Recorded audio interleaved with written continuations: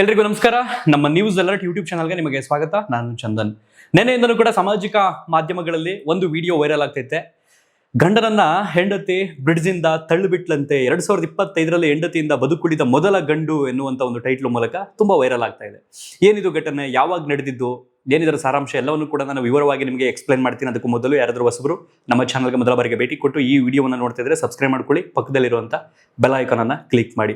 ಸಹಜವಾಗಿ ಆ ವಿಡಿಯೋನ ಫಸ್ಟ್ ಟೈಮ್ ನಾನು ನೋಡಿದಾಗ ಅವನ ಅದೃಷ್ಟ ಚೆನ್ನಾಗೈತೆ ಅಂತ ಅನಿಸ್ತು. ಯಾಕಂತಂದ್ರೆ ಅವ್ನು ಬಿದ್ದಿರ್ತಕ್ಕಂಥ ಬ್ರಿಡ್ಜಿಂದ ನೀರಿನ ಮಟ್ಟ ಏನಿಲ್ಲ ಅಂತಂದ್ರೂ 10 ಅಡಿ ಅಂತರದಲ್ಲಿದೆ.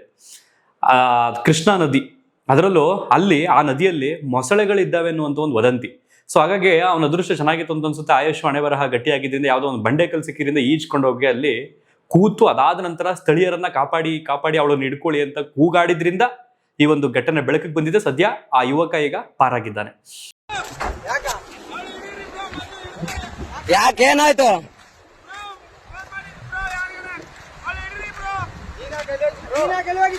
ಯಾರಿಗೆ ಫೋನ್ ಮಾಡಿಲ್ಲ, ನಮ್ಮ ಮಮ್ಮಿಗೆ ಹಚ್ಚತ್ತೇನ್ರಿ. ಫೋಟೋ ತೆಗಿತೀನಿ ಅಂದ್ರೆ ಅತ್ತ ಏನಾಗ್ಬೇಕು ನಿಮಗೆ? ನಮ್ಮ ಹಸ್ಬೆಂಡ್ ತಾನಲ್ಲಿ ನಿಂತು ಫೋಟೋ ತಗೊಳ್ತಾನ, ಕಗ್ಗರೆ ಕಾಲ್ ಸಾರ್ ಬಿದ್ದಾನ.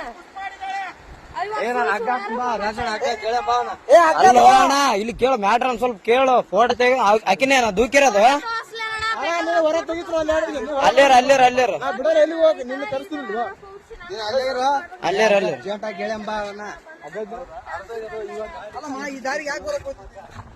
ಯಾರು ಈ ವ್ಯಕ್ತಿ ಅಂತ ನಾವು ಗಮನಿಸಿ ನೋಡೋದಾದ್ರೆ, ಇದೇ ರಾಯಚೂರು ತಾಲೂಕಿನ ಶಕ್ತಿನಗರ ಎನ್ನುವಂತ ಗ್ರಾಮದ ತಾತಪ್ಪ ಅನ್ನುವಂತಹ ವ್ಯಕ್ತಿ. ಏಪ್ರಿಲ್ 10ನೇ ತಾರೀಕು ಅಂದ್ರೆ 3 ತಿಂಗಳ ಹಿಂದೆ ಯಾದಗಿರಿ ಜಿಲ್ಲೆಯ ಗದ್ಯಮ್ಮ ಅನ್ನುವಂತ ಒಬ್ಳು ಯುವತಿ ಜೊತೆಗೆ ಮದುವೆ ಆಗುತ್ತೆ ಈ ತಾತಪ್ಪಂಗೆ. 3 ತಿಂಗಳು ಮದುವೆ ಆಗಿ ಯಾದಗಿರಿಗೂ ಇವರವರೆಗೂ ಸುಮಾರು ಒಂದು 60 ಕಿಲೋಮೀಟರ್ ಡಿಸ್ಟೆನ್ಸ್. 3 ತಿಂಗಳಿಂದನೂ ಕೂಡ ಸತತವಾಗಿ ಇವರಿಬ್ಬರ ನಡುವೆ ಒಂದಷ್ಟು ವೈಮನಸ್ಸು, ಕಿತ್ತಾಟ, ಜಗಳ, ಒಡೆದಾಟ ಇದೆಲ್ಲವೂ ಕೂಡ ನಡೆದು ಹೋಗಿದೆ. ಸಹಜವಾಗಿ ಈ ಪ್ರೀತಿ ಮಾಡಿ ಮದುವೆ ಆದ್ರೆ ಅಥವಾ ಅರೇಂಜ್ ಮ್ಯಾರೇಜ್ ಆಗಲಿ 1 ವರ್ಷ ಮಿನಿಮಮ್ 2 ವರ್ಷ ಬೇಕೇ ಬೇಕು ಅಂಡರ್ಸ್ಟ್ಯಾಂಡಿಂಗ್ ಬರೋದಕ್ಕೆ ದಂಪತಿಗಳ ನಡುವೆ. ಸಣ್ಣ ಪುಟ್ಟದಕ್ಕೂ ಕೂಡ ವೈಮನಸ್ಸು ನಿರ್ಮಾಣ ಆಗುವಂಥದ್ದು, ಅದರಿಂದ ಇನ್ನೇನೋ ಆಗುವಂಥದ್ದು, ಅದರಿಂದ ಎರಡೂ ಫ್ಯಾಮಿಲಿಗಳು ತಾರಕಕ್ಕೆ ಇರುವಂಥದ್ದು ಇದೆಲ್ಲವೂ ಕೂಡ ಆಗಾಗ ಗಮನಿಸ್ತಾ ಇರ್ತೀವಿ ನಮ್ಮ ಸುತ್ತಮುತ್ತ ಸಮಾಜದಲ್ಲಿ. ಅದೇ ರೀತಿ ಇವ್ರ ಫ್ಯಾಮಿಲಿಯಲ್ಲೂ ಕೂಡ ಇದಕ್ಕೆ ಸಂಬಂಧಪಟ್ಟಾಗೆ ಜಗಳ ಅದು ಇದು ಎಲ್ಲ ಆಗೋಗಿದೆ. ಅದಾದ ನಂತರ ಈ ಮಹಿಳೆ ಯಾರೋ ಗದ್ಯಮ್ಮ ಅನ್ನುವಂತ ಮಹಿಳೆ ತವ್ರ ಮನೇಲಿದ್ದಾಗ ತವ್ರ ಮನೆಯಿಂದ ಆಕೆಯನ್ನ ತನ್ನ ಮನೆಗೆ ಈ ವ್ಯಕ್ತಿ ಕರ್ಕೊಂಡ್ ಬರ್ತಿದ್ದ. ಯಾವತ್ತೋ ಕಳೆದ 2 ದಿನಗಳ ಹಿಂದೆ ನಡೆದಿರ್ತಕ್ಕಂಥ ಘಟನೆ ಇದು.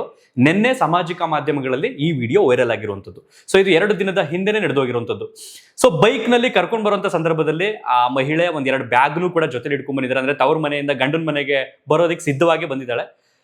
ಬರ್ತಾ ಏನಾಗಿದೆ, ಇದೇ ರಾಯಚೂರು ತಾಲೂಕಿನ ಗುರ್ಜಾಪುರ ಅನ್ನುವಂತಹ ಬ್ರಿಡ್ಜ್ ಇದೆ. ಆ ಬ್ರಿಡ್ಜ್ ನ ಕೆಳಗಡೆ ಕೃಷ್ಣಾ ನದಿ ಹರಿದು ಹೋಗ್ತಾ ಇರುತ್ತೆ.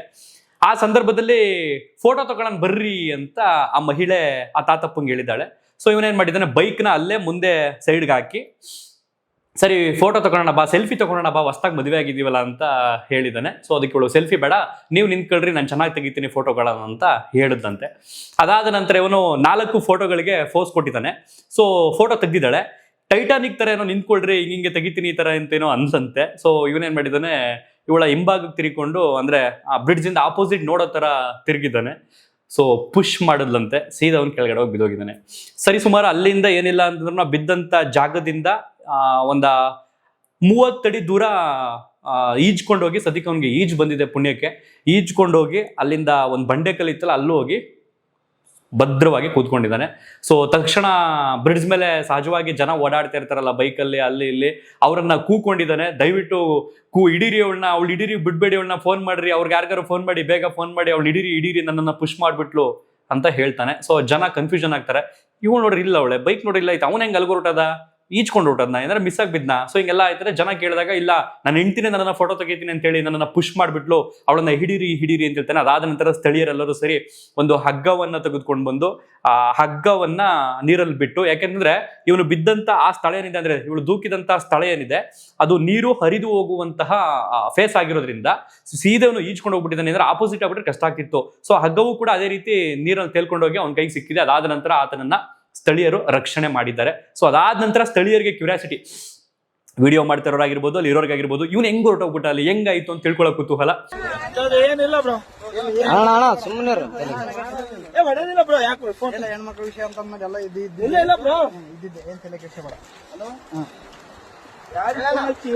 ಅಲ್ಲ ಅಣ್ಣ ಹೆಂಗ್ ಬಿದ್ದಣ್ಣ ಆ ಕಡೆ ನಂಬಿಕೆ ಇದ್ರು ಬ್ರೋ ಹೆಂಗ್ ಬಿದ್ದೆ ಯಾಕೆ ದೂಕಿದ್ರ ನೀನ್ ಹೇಗಿದ್ದೆ ಅಕ್ಕೇನೆ ದೂಕ ಬ್ರೋ ಫೋಟೋ ಐತಿ ನಾವಲ್ಲೇ ಯಾವತ್ತು ನಿಂದ್ರು ಅಂದು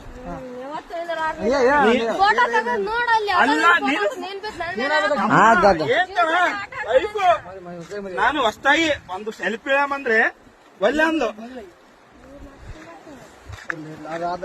ಅಲ್ಲ ನಾನು ಹೇಳ್ತಿಕ್ಕೆ ಈಗ ಅರು ಬಂತು ನಿಮ್ಗೆ ಹೇಳಲ್ಲ ಎಲ್ಲರಿಗೆ ಚೇಬಿಟ ಬಿದ್ದಾನಂತ ನೋಡ್ರಿ ಹಲೋ ಅಣ್ಣ ಏನೇನ ದಬ್ಬಿ ಕೊಲ್ಲಕ್ ಮಾಡ ಅಷ್ಟೇ ಏನಾಗಿಲ್ಲ ಇನ್ಯಾರು ಪುಣ್ಯಾತ್ಮ ಇತ್ತೆ ಉಳಿದಿದೆ ಹೆಚ್ಚು ಅಣ್ಣ ಏನ್ ಅಬ್ಸರ್ವ್ ಮಾಡಿದ್ರ ಅಣ್ಣ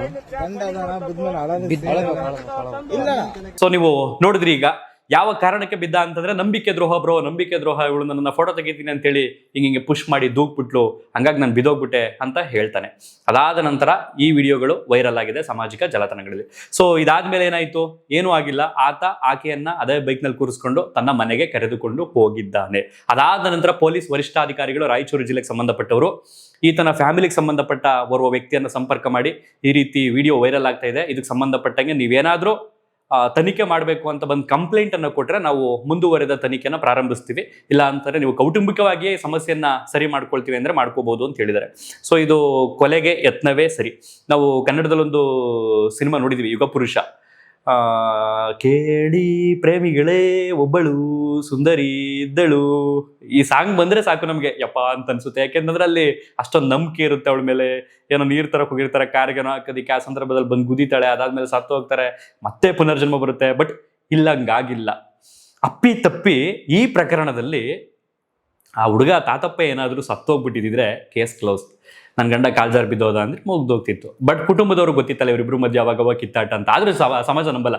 ಏನೋ ಒಂದು ಹುಡುಗನ ತಳ್ಳದ ಚಾನ್ಸೇ ಇಲ್ಲ ಹಿಂಗೆ ಅನ್ಕೊಳ್ತಿದ್ವಿ. ಅದೇ ಒಂದು ಹುಡುಗಿನ ತಳ್ಳೋದು ಅಂದ್ರೆ ಅಫ್ಕೋರ್ಸ್ ಖಂಡಿತವಾಗಿ ನಾವೆಲ್ಲ ಒಪ್ಕೊಂಡ್ಬಿಡ್ತೀವಿ. ಯಾಕೆ ಅಂತಂದ್ರೆ ಹಂಗಾಗಿದೆ ನಮ್ಮ ಪರಿಸ್ಥಿತಿ ಸಮಾಜದಲ್ಲಿ ಈಗ. ಸೊ ಇದಿಷ್ಟು ಆತ ಕೊಟ್ಟಿರುವಂತಹ ಸ್ಟೇಟ್ಮೆಂಟ್. ಇದನ್ನ ಹೊರತುಪಡಿಸಿ ಅಲ್ಲಿ ಏನ್ ನಡೆದಿದೆ ಅನ್ನೋಂಥದ್ದು ಅವರಿಬ್ಬರಿಗೂ ಗೊತ್ತು. ಬಟ್ ನಾವಿಲ್ಲಿ ಯಾವ ಕಾರಣಕ್ಕೂ ಹುಡುಗಿಯನ್ನ ಬ್ಲೇಮ್ ಮಾಡ್ತಿಲ್ಲ. ಬದಲಿಗೆ ಆ ಸಂದರ್ಭದಲ್ಲಿ ಅವನು ಮೊದಲ ವರ್ಡ್ ಬಳಸಿದ್ದೆ, ಅವಳು ನಿಡ್ಕೊಳ್ಳಿ ಅಂತವಳೆ ಅಂತಂದ್ರೆ ಅವಳು ಓಡೋಗೋದಿಕ್ಕೆ ಪ್ರಯತ್ನ ಪಡ್ತಾವಳೆ ಅಂತ ಒಂದು ಪಾಯಿಂಟ್ ನಂಬರ್. ಮತ್ತೆ ಎರಡನೇದು, ಯಾರಾದ್ರೂ ಒಬ್ಬ ಗಂಡ ಅಥವಾ ಯಾರಾದ್ರೂ ಒಬ್ಬ ನಮ್ಮ ಸ್ನೇಹಿತರು ಅಥವಾ ನಮ್ಮ ಸಂಬಂಧಿಕರು ಯಾರೇ ಬಿದ್ರು ಆ ಸಂದರ್ಭದಲ್ಲಿ ನಮಗೆ ಕೈಕಾಲು ನಡುಗ ಶುರುವಾಗುತ್ತೆ, ಭಯ ಶುರುವಾಗುತ್ತೆ, ಏನಾಗ್ಬಿಡುತ್ತೋ ಅನ್ನೋ ಆತಂಕ ಶುರುವಾಗುತ್ತೆ. ಆದ್ರೆ ಮಹಿಳೆ ಮುಖದಲ್ಲಿ ಒಂದು ಚೂರು ಭಯ ಇಲ್ಲ, ಬದಲಿಗೆ ವಾದ. ಮಾಡು, ಹೇಳು, ಈ ರೀತಿ ಗೊಡ್ಡ ಮಾತುಗಳು ಅಂತ ಹೇಳ್ತೀವಲ್ಲ. ಸೊ ಆ ರೀತಿ ಮಾತನ್ನ ಗಮನಿಸಿದಾಗ ಸಹಜವಾಗಿ ಇಲ್ಲಿ ಏನೋ ನಡೆದೈತೆ ಅಂತ ಅನ್ನಿಸ್ತಿದೆ. ಅದನ್ನ ಹೊರತುಪಡಿಸಿ ಮೇಲಿರೋ ಭಗವಂತನ ಗೊತ್ತು, ಅವರಿಬ್ಬರಿಗೆ ಮಾತ್ರ ಗೊತ್ತು. ಒಟ್ಟಾರೆಯಾಗಿ ಅವ್ರು ಆಲ್ರೆಡಿ ಮನೆ ಸೇರ್ಕೊಂಡಿದ್ದಾರೆ, ಚೆನ್ನಾಗಿರ್ಲಿ. ಸದ್ಯಕ್ಕೆ ಹುಡುಗನ ಮನ್ಸ್ಗೊಂದು ಆಡ್ಸ್ ಆಫ್ ಹೇಳ್ಬೇಕು, ಅವ್ನ ಮನಸ್ಸಿಗೆ ಕರ್ಕೊಂಡು ಹೋಗೋನಲ್ಲ. ಮತ್ತೆ ಬೇರೆ ಯಾರಾಗಿದ್ರೆ ದಯವಿಟ್ಟು ಬರ್ಬೇಡ ಕಣವ, ನೀನು ಯಾವ್ಯಾವ ರೂಪದಲ್ಲಿ ನನ್ನನ್ನು ಸಾಯಿಸ್ಬಿಡ್ತೀಯೋ, ನೀನು ಬರಲೇಬೇಡ ಅಂತ ಅಂತಿದ್ರೇನೋ. ಬಟ್ ಅವನು ಅದೆಲ್ಲವನ್ನು ಕೂಡ ಮರೆತು ಸಾರಿ ಅವಳು ನಮ್ಮ ಅತ್ತೆ ಅದೇ ಬೈಕ್ನಲ್ಲಿ ಕರ್ಕೊಂಡು ಹೋದಂತೆ ಅವ್ರ ಮನೆಗೆ. ಅಲ್ಲಿಂದ ಸರಿಸುಮಾರು ಅವ್ರ ಊರಿಗೆ ಒಂದು 15-20 ಕಿಲೋಮೀಟರ್ ಡಿಸ್ಟೆನ್ಸು. ಒಟ್ಟಾರೆಯಾಗಿ ಈ ವಿಡಿಯೋವನ್ನು ಏನಾದರೂ ಆ ಯುವತಿ ಅಥವಾ ಆ ವ್ಯಕ್ತಿ ತಾತಪ್ಪ ಏನಾದ್ರು ನೋಡ್ತಿದ್ರೆ ಎಲ್ಲರ ಸಂಸಾರದಲ್ಲೂ ಇದ್ದದ್ದೇ. ಬಟ್ ಎಲ್ಲಿವರೆಗೆ ಇರಬೇಕು ಅಂತಂದರೆ ಅದೇನೋ ಗದೆ ಮಧ್ಯದಲ್ಲ, ಗಂಡ ಹೆಂಡತಿ ಜಗಳ ಉಂಡು ಮಲಗೋ ತನಕ ಇರಬೇಕು ಹೊರತು ಒಬ್ರನ್ನೊಬ್ರು ಕೊಲ್ಲೋ ಹಂತಕ್ಕೆ ಹೋಗಬಾರದು. ಆ ಕಾರಣದಿಂದ ಹುಡುಗ ಆಗಲಿ ಹುಡುಗಿ ಆಗಲಿ ಅದು ಸಂಬಂಧದಲ್ಲಿ ನೀಟಾಗಿ ಬಾಳಕ್ಕಾಗ್ತಿಲ್ಲ, ನೆಟ್ವರ್ಕ್ ಇರೋಕ್ಕಾಗ್ತಿಲ್ಲ ಅಂತಂದರೆ ಕ್ಲಿಯರ್ ಮಾಡ್ಕೊಬಿಡ್ಬೇಕು. ಆ್ಯಂಡ್ ಇನ್ನೊಂದು, ಪೋಷಕರಿಗೆ ನಮ್ಮ ಮಕ್ಕಳು ಚೆನ್ನಾಗಿರ್ತಾರೆ ಅಥವಾ ಮದುವೆಯಾಗಿ ಮನೆ ಬಿಟ್ಟು ಹೊರಟೋಗ್ಬಿಡ್ಬೇಕು ಅನ್ನೋಂಥದ್ದು ಬೇಡ. ಅವ್ರ ಒಪ್ಪಿಗೆ ಇತ್ತಾ ಮಾಡಿ ಕಳಿಸಿ, ಇಲ್ಲ ಅವ್ರಿಗೆ ಇನ್ನೊಂದು ಏನಾರ ಇದೆಯಾ ಆಳ್ ಬಿದ್ದು ಹೋಗ್ಲಿ ಅಂದ್ಬಿಟ್ಟು ಕಳಿಸ್ಬಿಡಿ. ಅದು ಬಿಟ್ಟು ನೀವು ನಮ್ಮ ಮಕ್ಕಳು ಚೆನ್ನಾಗಿರ್ತಾರೆ, ಯಾವುದೋ ಒಂದು ಒಳ್ಳೆ ಕುಟುಂಬ ನೋಡ್ತೀವಿ ಅನ್ನೋ ಒಂದು ಕಾರಣಕ್ಕೆ ಅರೇಂಜ್ ಮ್ಯಾರೇಜ್ ಮಾಡಿ ಕಳಿಸ್ಬಿಡ್ತೀರಿ. ಅವ್ರ ಮಧ್ಯದಲ್ಲಿ ಏನೇನು ಇರ್ತಾವೋ, ಅವ್ರ ಪಾಸ್ಟ್ ಏನೇನು ಇರ್ತಾವೋ ಗೊತ್ತಿಲ್ಲ. ಸೊ ಈ ಥರ ಏನಾಗುತ್ತೆ ಅಂತಂದರೆ ಒಬ್ರನ್ನೊಬ್ರು ಬಲಿ ಮಾಡುವಂತಹ ಹಂತಕ್ಕೆ ಹೋಗಿ ನಿಂತ್ಕೊಂಡ್ಬಿಡ್ತಾರೆ. ಕೇವಲ 3 ತಿಂಗಳಾಗೈತೆ ಮದುವೆ ಆಗಿ ಅಂತಂದರೆ ಇವರಿಬ್ಬರ ಮಧ್ಯೆ ಅದೆಷ್ಟು ಕಿತ್ತಾಟಗಳಾಗಿರಬೇಕು, ಅದೆಷ್ಟು ಮಿಸ್ಅಂಡರ್ಸ್ಟ್ಯಾಂಡಿಂಗ್ ಕ್ರಿಯೇಟ್ ಆಗಿರ್ಬೋದು ಗೊತ್ತಿಲ್ಲ. ಬಟ್ ಕುಟುಂಬದವರು ಸಾಧ್ಯವಾದರೆ ಇವರಿಬ್ಬರಿಗೂ ಕೂತು ತಿಳಿ ಹೇಳಿ, ಬುದ್ಧಿ ಹೇಳಿ, ಯಾಕಂತಂದ್ರೆ ನಮ್ಮ ದೇಶದಲ್ಲಿ ನಿರ್ಧಾರ ಆಗಿದೆ 18 ವರ್ಷ ಮೇಲ್ಪಟ್ಟ ಮೇಲೆ ಹುಡುಗಿಗೆ ಮದುವೆ ಮಾಡೋದಕ್ಕೆ, 21 ವರ್ಷ ಮೇಲ್ಪಟ್ಟ ಮೇಲೆ ಹುಡುಗ ಮದುವೆ ಮಾಡ್ಬೋದು ಅಂತ. ಯಾಕೆಂದ್ರೆ ಮೆಚುರಿಟಿ ಬಂದಿರುತ್ತೆ ಅನ್ನೋ ಕಾರಣಕ್ಕೆ. ಸೊ ಹಾಗಾಗಿ ಅವ್ರಿಗೇನು ಬುದ್ಧಿ ಹೇಳುವಂತ ಅವಶ್ಯಕತೆ ಏನಿಲ್ಲ. ಆದ್ರೂ ಕುಟುಂಬದವರು ಒಂಚೂರು ಹೇಳಿ ಸಾಧ್ಯ ಆದ್ರೆ ಸಮಾಜದಲ್ಲಿ ಇನ್ ಮುಂದೆ ಯಾರು ಒಟ್ಟಾಗಿ ಬದುಕೋದಿಕ್ಕೆ ಬಾಳಿ ಅಂತ. ಅಪ್ಪಿತಪ್ಪಿ ಆಗ್ಲೇ ಇಲ್ಲ ಅಂದ್ರೆ ಏನು ಮಾಡೋಕ್ಕಾಗಲ್ಲ, ಕ್ಲಿಯರ್ ಮಾಡ್ಬಿಟ್ಬಿಡಿ. ಸೊ ಎಲ್ಲಾ ಪ್ರಕರಣದಲ್ಲಿ ಏನಾಗುತ್ತೆ, ಹುಡುಗ ಹುಡುಗಿ ಏನಾರು ಬೇರೆ ಹುಡುಗ ಅವಳಿಗೆ ಪರಿಹಾರ ಕೊಡ್ಬೇಕು ಅದು ಇದು ಅಂತ ಅನ್ಸುತ್ತೆ. ಬಟ್ ಈ ಪ್ರಕರಣದಲ್ಲಿ ದಯವಿಟ್ಟು ಕಾನೂನು ಸಂಬಂಧಪಟ್ಟವರು ಫನ್ನಿ ಆಗ್ಬೋದು. ಹುಡುಗಿ ಕಡೆಯಿಂದ ಹುಡುಗಂಗೆ ಪರಿಹಾರ ಕೊಡಿಸ್ಬೇಡಿ. ಪಾಪ ಇಲ್ಲಿ ನೋಡ್ರೆ ಗೊತ್ತಾಗುತ್ತೆ ಪಾಪ ಅವನು ಎಷ್ಟು ನೊಂದವನೆ ಅಂತ. ಪಾಪ ಬ್ರೋ ಬ್ರೋ ಬ್ರೋ ಅಂತ ಅವನು ಮನಸ್ಸಲ್ಲಿ ಇದ್ದಂಥ ನೋವು, ಅವನ ಟೆನ್ಷನ್ನು ಎಲ್ಲ ಅಲ್ಲಿ ಕಾಣ್ತಾ ಇತ್ತು. ಸೊ ಇದಿಷ್ಟು ರಾಯಚೂರು ಘಟನೆಗೆ ಸಂಬಂಧಪಟ್ಟ ವಿಡಿಯೋ ಆಗಿತ್ತು. ಪೊಲೀಸ್ ವರಿಷ್ಠಾಧಿಕಾರಿಗಳ ಅವ್ರ ಮನೆಗೆ ಸಂಬಂಧಪಟ್ಟಂಗೆ ಬಂದು ಯಾರಾದರೂ ಕಂಪ್ಲೇಂಟ್ ಕೊಟ್ಟರೆ ಅದನ್ನ ತನಿಖೆ ಮುಂದುವರಿಸ್ತೀವಿ, ಇಲ್ಲ ಅಂತಂದ್ರೆ ಕೌಟುಂಬಿಕವಾಗಿ ಅವರೇ ಸರಿ ಮಾಡ್ಕೋಬಹುದು ಅಂತ ಹೇಳಿದ್ದಾರೆ. ಒಟ್ಟಾರೆಯಾಗಿ ಇದು ನಡೆದಿರ್ತಕ್ಕಂಥ ಘಟನೆ ರಾಯಚೂರಿನಲ್ಲಿ. ಸೊ ನಿಮ್ಮ ಅನಿಸಿಕೆ ಅಭಿಪ್ರಾಯಗಳೇನು ಕಮೆಂಟ್ ಬಾಕ್ಸ್ನಲ್ಲಿ ಬರೆದು ತಿಳಿಸಿ. ಮತ್ತೊಂದು ವಿಡಿಯೋದಲ್ಲಿ ಸಿಗ್ತೀನಿ. Thank you so much. ಧನ್ಯವಾದ.